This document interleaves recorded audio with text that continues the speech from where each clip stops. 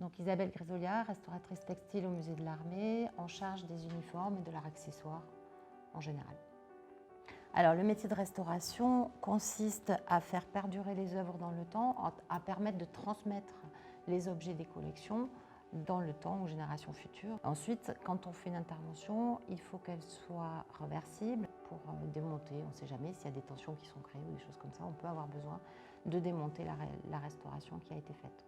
Donc en fait, quand l'objet arrive, la première étape, c'est on fait un constat d'état. Et ce constat d'état nous permet d'établir d'abord l'état dans lequel est l'objet, mais aussi nos interventions. On va, par rapport à ça, caler nos interventions, savoir ce qu'on va faire, parce que c'est tout le temps l'objet qui va guider nos interventions et non l'inverse, en fait. En l'occurrence, pour ce type d'objet, on a pris un drap de laine qu'on a préalablement teint à la couleur de l'objet. Donc on part de matériaux écrus qu'on va teindre à la couleur de l'objet. Donc il y a des trous qui ont été faits par les insectes, là.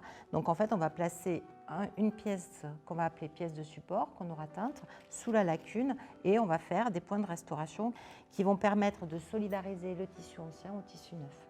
La particularité du musée de l'Armée, c'est donc d'avoir des œuvres militaires. Et l'autre particularité, c'est d'avoir un panel d'objets textiles tellement large, c'est-à-dire qu'on va partir de tapis de sel du XVIe ou XVIIe siècle, avec des matelassures d'armure, jusqu'au contemporain, donc la guerre d'Algérie, la Seconde Guerre mondiale. Donc en fait, il y a vraiment une couverture très large des habits, des uniformes et des accessoires d'uniforme.